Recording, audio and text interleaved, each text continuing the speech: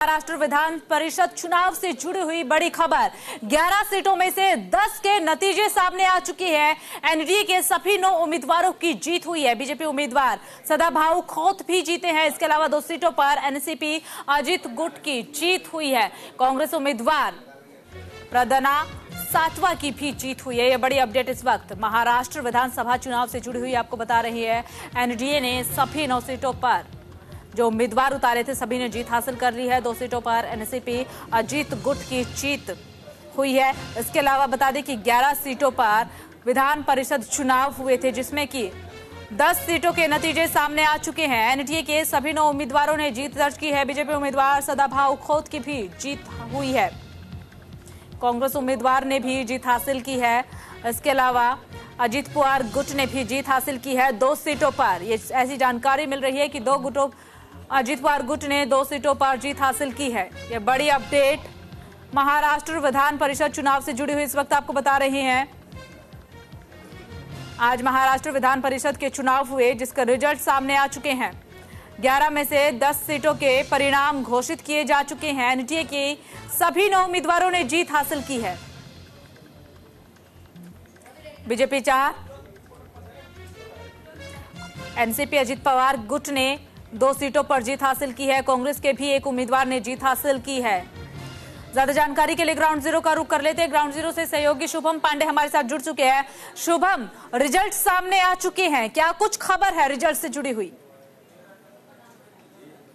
देखिए, लोकसभा चुनाव के बाद जिस तरह से कयास लगाए जा रहे थे कि साथ एमएलसी चुनाव में एक बार फिर से महाविकास आघाड़ी जीत दर्ज कर पाएगी, लेकिन यहाँ पर देखिए एक बार फिर से खेला होते हुए दिखाई दे रहा है। और खेला के सूत्रधार महाराष्ट्र के मुख्यमंत्री देवेंद्र फडणवीस को बता रहे। देखिए, कुल 9 सीटों पर उम्मीदवार अपने उतारे गए थे। बीजेपी यानी महागठबंधन की तरफ से इसमें बीजेपी, अजित पवार और शिवसेना एकनाथ शिंदे की पार्टी दल शामिल है। उन 9 सीटों पर जीत जो है विजयी दर्ज हो गए। देखिए, यहाँ पर अजित पवार ने किसी विधायकों की अपनी तरफ क्रॉस वोटिंग करा ली है। इस बात की जानकारी साफ तौर पर मिलते हुए दिखाई दे रही है। और यहाँ पर देखिए अब शरद पवार के लिए बड़ी असमंजस स्थिति हो जाएगी, क्योंकि उन्होंने 12 उम्मीदवार उतारे थे। 3 उम्मीदवार जो है महाविकास आघाड़ी की तरफ से उतारे गए थे, लेकिन अब 3 उम्मीदवारों से किस पार्टी के विधायक ने क्रॉस वोटिंग जाकर की है महायुति के खिलाफ, महायुति के समर्थन में, यानी बीजेपी, शिवसेना और एनसीपी अजित पवार के, ये देखने वाली बात है। लेकिन जो 10 सीटों में रिजल्ट आ चुके हैं कि उसमें से 9 पर महायुति यानी एनडीए ने अपनी बाजी मारते हुए दिखाई दे रही है। और कहीं ना कहीं ये बड़ी जीत महाविकास महाविकास आघाड़ी की बड़ी जीत है। 9 सीटों पर जीत हासिल की है।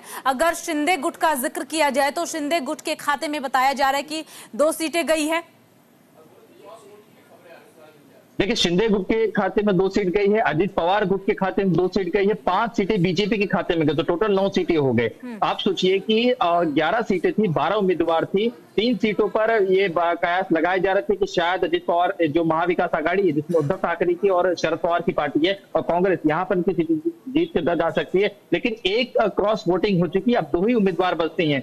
9 सीटों के रिजल्ट आ चुकी हैं, सिर्फ 2 सीटें बची हैं। 2 सीटें अब किसके पाले में जाते हैं, या वो उद्धव ठाकरे के उसमें जाता है, या शरद पवार का कोई एक जो विधायक उम्मीदवार है उसकी हार मानी जा रही है। लेकिन कुछ विधायकों ने क्रॉस वोटिंग करके अजित पवार एनसीपी गुट को अपना समर्थन दे दिया। इसी वजह से अजित पवार गुट के विधायक कम थे, उनकी 2 सीटें जीत कर आ गए। अब आप सोचिए क्रॉस वोटिंग हुई है, कौन किया है, ये सबसे बड़ा सवाल है। और 3 सीटों पर 3 उम्मीदवार महाविकास आघाड़ी ने उतारे थे, लेकिन अब 2 ही सीटों पर जीत तय लगभग मानी जा रही है। अब 2 ही सीट बचते हैं। एक पे कांग्रेस जीत मार चुकी है, एक सीट बचती है, उस पर शिवसेना और एनसीपी अजित पवार के 2 बेचुक लड़ाई हो जाती है। एक पे तो कांग्रेस विजय हो जा रही है। तो आप समझिए कि किस तरह से जब ये होटलबाजी शुरू हो रही थी, कल से ही विधायकों को अपने होटल में रखा गया ताकि क्रॉस वोटिंग न हो, उसके बाद से जो नतीजे हैं वाकई में हैरान कर देने वाले हैं।